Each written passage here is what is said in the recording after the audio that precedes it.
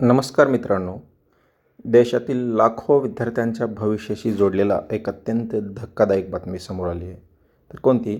नीट UG 2026 परीक्षा जी गेल्या 3 मे रोजी झाली, तिचा थेट पेपर लीक झाल्याचा धक्कादायक खुलासा CBIने केला आहे. आणि सर्वात मोठी गोष्ट म्हणजे या संपूर्ण घोटाळ्याचे धागेदोरे थेट महाराष्ट्रातील पुणे आणि लातूर शहराशी जोडले गेलेले आहेत. त्याच्यामुळे ही गोष्ट महत्त्वाची आहे.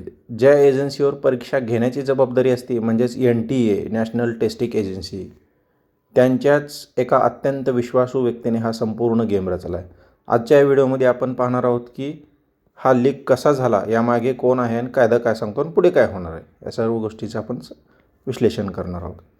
तर CBIने या प्रकरणाचा मुख्य सूत्रधार म्हणजे सोर्स ऑफ द लीक म्हणून एका रिटायर्ड लेक्चरला अटक केली, ज्याचं नाव आहे PV कुलकर्णी. तर कोण आहे ते PV कुलकर्णी?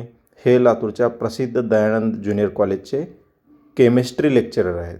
तर 2022-23मध्ये ते रिटायर्ड झाले होते. विशेष म्हणजे ते कॉलेजमध्ये शिक्षक नव्हते, तर महाराष्ट्र बोर्डाचे चीफ मॉडरेटर म्हणून सुद्धा काम केले ते. त्याच्यामुळं ते महत्त्वाची व्यक्ती मानले गेलेले. तर त्यांचं NTA सोबत कसं कनेक्शन झालं मी ते तुम्हाला सांगतो थोडक्यात. जी टेस्टिंग एजन्सी आहे त्याच्यासोबत कसं कनेक्शन झालं ह्या सरांचं. तर रिटायरमेंटनंतर कुलकर्णी सर पुण्याला शिफ्ट झाले. त्यांच्या अनुभवामुळे NTAने त्यांना नीटचे क्वेश्चन पेपर सेट करण्याच्या प्रक्रियेत सामील करून घेतले होते. म्हणजेच त्यांच्याकडे प्रश्नपत्रिकेचा थेट ॲक्सेस पोहोच होता. आपलं ध्यानात. तर बघा, या महाशयाने आपल्या पदाचा आणि विश्वासाचा गैरफायदा कसा घेतला. CBIच्या तपासात अत्यंत धक्कादायक मोडस ऑपरेंडी म्हणजे काम करण्याची पद्धत समोर आलेली आहे त्यांची. एप्रिल 2026च्या शेवटच्या आठवड्यात म्हणजेच परीक्षेच्या अवघ्या काही दिवस आधी कुलकर्णी यांनी पुण्यातील आपल्या घरी स्पेशल कोचिंग क्लासेस घेतले. यात त्यांना मनीषा वाघमारे नावाच्या महिलेनं मदत केलेली आहे असं समोर आलेलं आहे चौकशी अंती.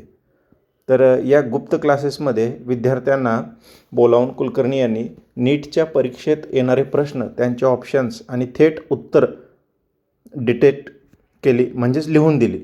आन्सर्स, क्वेश्चनसोबत आन्सर्स क्लासेसमध्ये प्रायव्हेट क्लासेसमध्ये लिहून दिले पोरांना. तर विद्यार्थ्यांनी हे सगळे प्रश्न आपल्या नोटबुकमध्ये लिहून घेतले. धक्कादायक बाब म्हणजे 3 मे रोजी जेव्हा नीटचा पेपर झाला तेव्हा नोटबुकमधील प्रश्न आणि मूळ प्रश्नपत्रिका तंतोतंत म्हणजे एक्झॅक्टली टॅलीड झाली. लाखोंची डील झाली असेल. या स्पेशल क्लासेसमधून एंट्री मिळवण्यासाठी विद्यार्थ्यांकडून आणि त्यांच्या पालकांकडून लाखो रुपये वसूल करण्यात आले होते. तर बघा,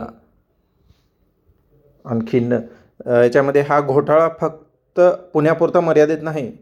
याचे कनेक्शन लातूरच्या मोठ्या कोचिंग लॉबीशी जोडले जात आहे बरं का. तर CBIने लातूरमधील प्रसिद्ध RCC कोचिंग क्लासेस, जे की लातूरमध्ये आहे, त्याचे संचालक शिवराज मोटेगावकर यांची तब्बल 11 तास चौकशी केली CBIने. आरोप असा आहे की या कोचिंग क्लासेसमध्ये परीक्षा आधी ज्या MCQ म्हणजे मॉक क्वेश्चन्स पेपर्स घेतल्या गेल्या, त्यातील अनेक प्रश्न थेट नीटच्या परीक्षेत आले होते. आता CBI याचा कसून तपास करत आहे. तर CBIने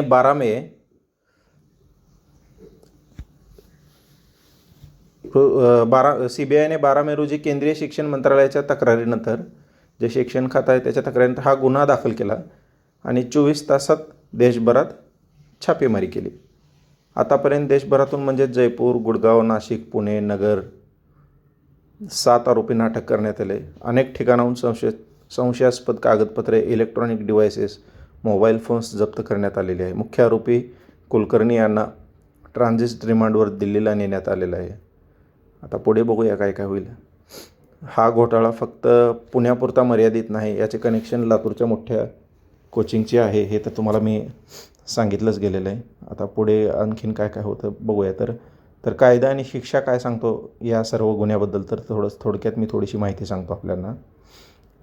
अशा प्रकारच्या परीक्षा घोटाळ्यावर आणि पेपर लीकवर आळा घालण्यासाठी सरकारने पब्लिक एक्झामिनेशन ॲक्ट आणलेला आहे, म्हणजे प्रिव्हेन्शन ऑन अनफेअर मीन्स. या कायद्यानुसार, भारतीय कायद्याच्या कलमानुसार, जर कोण सरकारी परीक्षेचा पेपर लीक करत असेल किंवा त्याला मदत करत असेल तर त्याला 3 ते 5 वर्षापर्यंतच्या जेल आणि दंडात्मक कारवाई होऊ शकते. आणि संघटित गुन्हा ऑर्गनाइज्ड क्राईम असेल तर त्याला 10 वर्षापर्यंत वाढू शकते आणि करोडो रुपयाचा दंड होऊ शकतो.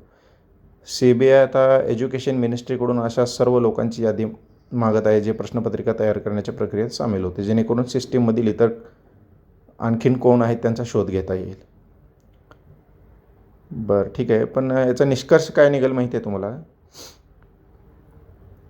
याचा सर्वात मोठा फटका कुणाला बसतो तर रात्रंदिवस अभ्यास करणाऱ्या त्या प्रामाणिक विद्यार्थ्यांना, जे एका मार्कासाठी प्रचंड मेहनत घेतात. जर लाखो रुपये देऊन पेपर आधीच विकत घेतले जात असतील तर गरिबांच्या आणि गुणवंत मुलाच्या मेहनतीला काय अर्थ उरतो?